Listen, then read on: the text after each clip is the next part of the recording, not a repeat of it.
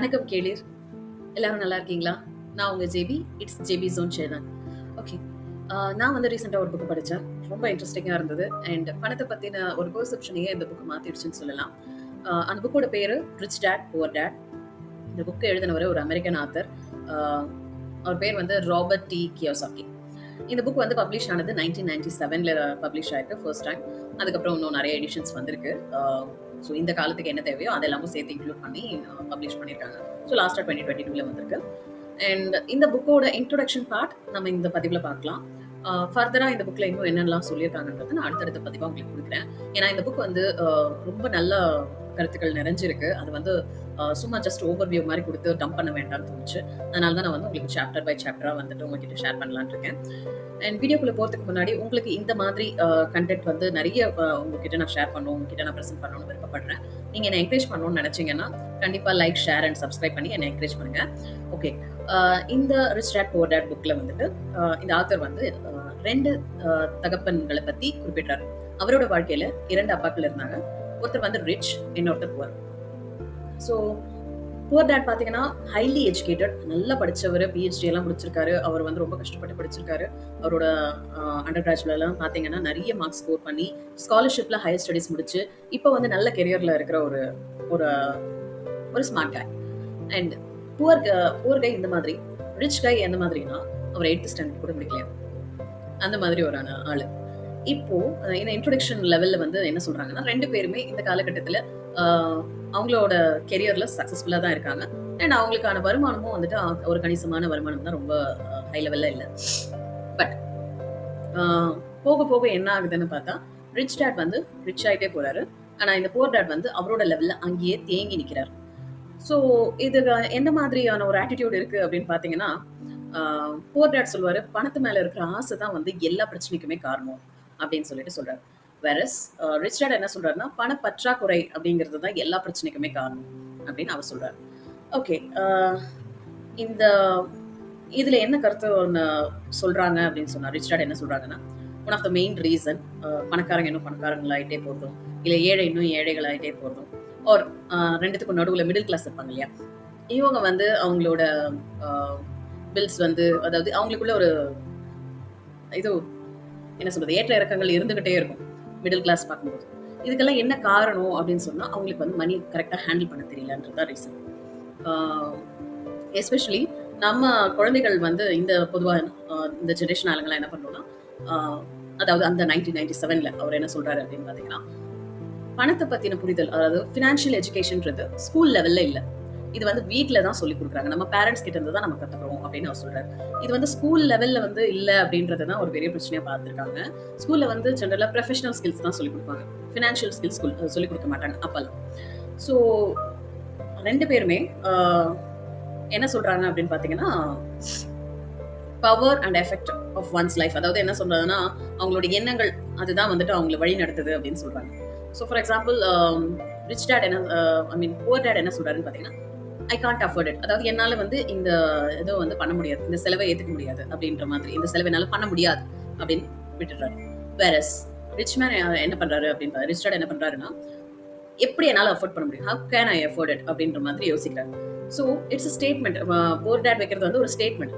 இதுதான் இதுதான் என்னோட முடிவு. இதுதான் என்னோட நிலைமை. அப்படின்ற மாரி அவர் அதோட முடிச்சுட்டு கடந்து போயிடுறாரு. வேறஸ் ரிச் டாட் என்ன பண்றாருன்னா, அவர் வந்து யோசிக்கிறார். நான் வந்து எப்படி வந்து இந்த செலவ வந்து அஃபோர்ட் பண்றது? என்னால ஒரு கார் வாங்கணும் அப்படின்னா, நான் வாங்குற சம்பளத்துக்கு என்னால கார்லாம் வாங்க முடியாது அப்படின்ற மாரினா, அது ஓகே. அது ஒரு ஸ்டேட்மெண்ட். ஓகே. நான் எப்படி கார் வாங்கலாம்? இல்லைங்களா? நீங்க உங்க பிரெயின வந்து யோசிக்க வைக்கிறீங்க. நீங்க ஒரு ஸ்டேட்மெண்ட் வச்சு ஸ்டாப் பண்றீங்கன்னும்போது, உங்க பிரெயின் வந்து அதோட ஸ்டாப் ஆயிடுது. அது வந்து வொர்க் ஆக மாட்டேங்குது. வேறஸ் நீங்க வந்து இந்த மாரி ஒரு குவெஷனா வச்சீங்க அப்படின்னு சொன்னா, எப்படி? ஏன்? எப்படி? அப்படின்ற மாதிரி வந்து ஒரு குவெஷன் கிரியேட் பண்ணீங்கன்னா, உங்க பிரெயின் வந்து வொர்க் ஆக ஆரம்பிக்கும். இன்னும் மேலும் மேலும் அதுக்கான ஐடியாஸ் வந்து எப்படியெல்லாம் வந்து இது பண்ணலான்ற மாரி யோசிக்க ஆரம்பிக்கும். ஸோ இதுதான் வந்துட்டு ஒரு மெயின் ரீசன் அப்படின்னு வந்து அவர் சொல்றாரு. அதோட ரிச் டாட் என்ன சொல்றாருன்னா, தன்னோட brain is getting more stronger. அதாவது நாளுக்கு நாள் அது வந்து ஸ்ட்ராங் ஆயிட்டே இருக்கு. அண்ட் அது ஸ்ட்ராங் ஆகுறதுனால எனக்கு நெறைய ஐடியாஸ் வந்துட்டே இருக்கு. நான் எப்படி பணம் பண்றதுக்கான ஐடியாஸ் வந்து எனக்கு நெறைய வந்துட்டே இருக்கு அப்படிங்கிறாரு. இட் இஸ் சிம்பிள்ல. இப்ப நீங்க டெய்லி எக்சர்சைஸ் பண்ணீங்கன்னா, உங்க பாடி ஸ்ட்ராங் ஆகும். வேறஸ் அதே தான் அதே இது பிரின்சிபல் தான் இந்த பிரெயினுக்கும் அப்ளை ஆகும். நீங்க நெறைய யோசிக்க ஐ மீன் ஒரு பாசிட்டிவ் நோட்ல யோசிச்சுட்டே போனீங்கன்னா, உங்களுக்கு வந்து நீங்க நெனைக்கிறது ஈஸியா நடக்கும். இதுதான் வந்து இங்க மெயினா டிஸ்கஸ் பண்றாங்க. ஸோ இவர் என்ன சொல்றாருன்னா, நல்லா படி சோ தட் வந்து நீ ஒரு நல்ல கம்பெனில வேலைக்கு சேரலான்ற மாரி புவர் டாட் வந்து எஜுகேட் பண்றாரு. ஆனா ரிச் டாட் என்ன சொல்றாருன்னா, நல்லா படி சோ தட் வந்து நீ ஒரு நல்ல கம்பெனிய வேலைக்கு வாங்கலாம். அப்படின்ற மாரி சொல்றாரு. ஸோ 2த்துக்கும் டிஃபரன்ஸ் இருக்கு இல்லையா? நீங்க ஒரு கம்பெனில வேலைக்கு சேர்றதுக்கு உங்களுக்கு என்ன மாதிரியான ஒரு தாட்ஸ், என்ன மாரியான ஒரு நாலேட்ஜ் வேணும்? அதே கம்பெனிய வாங்கணும்னா உங்களுக்கு எந்த அளவுக்கு நாலேட்ஜ் அண்ட் பவர் வேணும் அப்படின்றது இருக்கு இல்லையா? அண்ட் ஆல்சோ அவரோட புவர் டாடோட தாட்ஸ் எப்படி இருக்குன்னு பார்த்தீங்கன்னா, நான் வந்து ஏன் வந்து நான் ரிச்சா இல்ல அப்படின்னு சொன்னா, பிகாஸ் நான் வந்து எனக்கு குழந்தைங்க இருக்கு, ஃபேமிலி கமிட்மெண்ட்ஸ் இருக்கு அப்படிங்கிறாரு. ரிச் டாட் என்ன சொல்றாருன்னா, நான் ஏன் ரிச் ஆகணும்னா, எனக்கு குழந்தைகள் இருக்கு, ஃபேமிலி இருக்கு, கமிட்மெண்ட்ஸ் இருக்கு. அதனால நான் ரிச் ஆகணும் அப்படிங்கிறாரு. 2மே ஸ்டேட்மெண்ட் பார்த்தா ஒரே மாதிரி இருக்கிற மாதிரி இருக்கு. ஆனா அந்த ஆட்டிட்யூட் டிஃபர் ஆகுது இல்லையா? தாட்ஸ் டிஃபர் ஆகுது இல்லையா? அதுதான் வந்து ஒரு மெயின் விஷயம். அதுக்கப்புறம் அ புவர் டாட் வந்து ஜெனரலா அந்த சாப்பாட்டு மேடையில வந்து டைனிங் டேபிள்ல வந்து பணத்த பத்தி பேசவே கூடாது அப்படின்ற மாதிரி ஒரு ரெஸ்ட்ரிக்ஷன் இருக்கும். வேறஸ் ரிச் டாட் வந்து அதெல்லாம் என்கரேஜ் பண்ணுவாராம். நீங்க வந்து அ டைனிங் டேபிள்ல இருக்கும்போது ஒரு பிசினஸ் ஆர் ஃபினான்ஷியல் அத பத்தி டிஸ்கஸ் பண்றதுக்கு அதெல்லாம் வந்து ஒரு கரெக்ட்டான பிளேஸ்ன்ற மாரி கைட் பண்றாரு. And also a poor dad என்ன சொல்றாருன்னா, நீங்க வந்து பணம் விஷயத்துல ரொம்ப எச்சரிக்கையா இருக்கணும். ரொம்ப சேஃபா ப்ளே பண்ணணும். ரிஸ்க் எடுக்கக்கூடாது அப்படின்ற மாதிரி சொல்றாரு. இதெல்லாம் அதே மாதிரி ரிச் டாட் என்ன சொல்றாருன்னா, வர்ற ரிஸ்க்க எப்படி மேனேஜ் பண்ணணும், எப்படி ஃபேஸ் பண்ணணும் அப்படின்னு கத்துக்கோங்க அப்படின்ற மாதிரி கைட் பண்றாரு. அண்ட் ஆல்சோ புவர் டாட் பார்த்தீங்கன்னா, ஹிஸ் அ எம்ப்ளாயி. அவர் வந்து ஒரு எஜுகேஷன் இன்ஸ்டிடியூஷன்ல டீச்சரா ஒர்க் பண்ற ஒரு எம்ப்ளாயி. அவர் வந்து இந்த கம்பெனி ஆர் கவர்ன்மெண்ட் மேல வந்து அதீத நம்பிக்கை இருக்குது. அவங்க தான் வந்து நம்மளோட மெடிக்கல் பெனிஃபிட்ஸ் ஒரு ரிட்டயர்மென்ட் பிளான்ஸ் இவங்கலாம் அதுதான் அவங்க தான் அதெல்லாம் டேக் கேர் பண்றாங்க அப்படின்ற மாதிரி ஒரு நம்பிக்கை அவருக்கு இருக்கு. வேறஸ் இவர் ரிச் டாட் பார்த்தீங்கன்னா, ஆ ஃபினான்ஷியல் அப்படின்றது வந்து அது கம்ப்ளீட்டா நம்மளோட செல்ஃப் ரிலையன்ஸ் நம்மளோட இதுல தான் இருக்கு எல்லாமே அப்படின்ற மாதிரி அவர் நம்புறாரு. அண்ட் ரிச் டாட் பார்த்தீங்கன்னா, இன்வெஸ்ட்மென்ட்ஸ் கிரியேட் பண்ண ஆரம்பிச்சுட்டாரு. பட் இவர் வந்து புவர் டாட் வந்து ஒரு சில டாலர்ஸ் சேவ் பண்றதுக்கு கூட வந்து ரொம்ப கஷ்டப்பட்டுட்டு இருந்தாரு.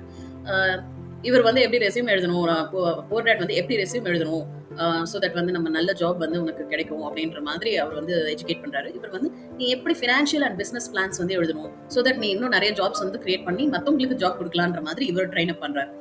அண்ட் இன்னொன்னு என்னன்னா, ஃபைனலா ரொம்ப ஸ்ட்ராங்கா இந்த புக்ல அவங்க சொல்றது என்னன்னா, பொதுவா மக்கள வந்துட்டு அவங்களோட தாட்ஸ் தான் வந்து அவங்களோட வாழ்க்கையே வந்து ஷேப் பண்ணுது அப்படின்றதுல ரொம்ப தீர்க்கமா இருக்காங்க. ஏன்னா, அ புவர் டாட் வந்து தான் எப்பவுமே வந்து ரிச் ஆக போறதில்ல அப்படின்ற மைண்ட் செட்ல தான் அவர் எப்பவுமே இருந்திருக்காரு. ஆனா, ரிச் டாட் வந்துட்டு நான் ஆல்ரெடி ரிச் தான். நான் வந்து எப்பவுமே நான் இத பண்ண மாட்டேன். ஏன்னா நான் ஆல்ரெடி ரிச் மேன் இத பண்ண மாட்டாங்க. அப்படின்ற ஒரு ஆட்டிட்யூட்லயே வாழ்ந்து பழகுனவரு. அண்ட் 2 பேருமே அவங்க இறக்கும்போது பார்த்தீங்கன்னா, ரிச் மேன் வந்து அவருக்கு நெறைய சொத்துக்கள் இருந்தது. நெறைய சேரிட்டீஸ், ட்ரஸ்ட் இதெல்லாம் வச்சுட்டு போயிருந்தாரு. இவர் புவர் டாட் இறக்கும்போது சில கடன்களோட விட்டுட்டு போயிருந்தாரு.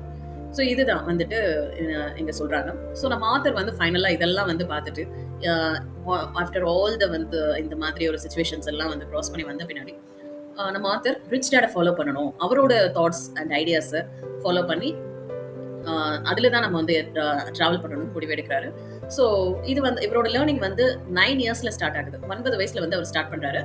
அண்ட் டில் 39 இயர்ஸ் வரைக்கும். அதாவது ஒரு 30 இயர்ஸ் நம்ம ஆத்தருக்கு 39 இயர்ஸ் ஆகுற வரைக்கும் ரிச் டாடோட கைடன்ஸ்ல தான் இவர் டிராவல் பண்ணியிருக்காரு. அந்த இதுல வந்து நமக்கு இந்த புக்ல 6 லெசன்ஸ், 6 மெயின் லெசன்ஸ் வந்து நம்மளுக்கு கூட ஷேர் பண்ணியிருக்காரு. அது என்னென்ன லெசன்ஸ்ன்றத நம்ம அடுத்தடுத்த சாப்டர்ஸ்ல பார்க்கலாம். அண்ட் நீங்களும் வந்து என்னோட சேனல் சப்ஸ்கிரைப் பண்ணி வச்சுக்கோங்க. சோ தட் நான் போடுற வீடியோஸ் உங்களுக்கு இமிடியேட்டா நோட்டிஃபிகேஷனா வரும். அ எல்லாருக்கும் எல்லா நல்லதும் நடக்கணும்னு நான் வந்து கடவுள்கிட்ட ப்ரே பண்ணிக்கிறேன். All the very best. Thanks for வாட்சிங்.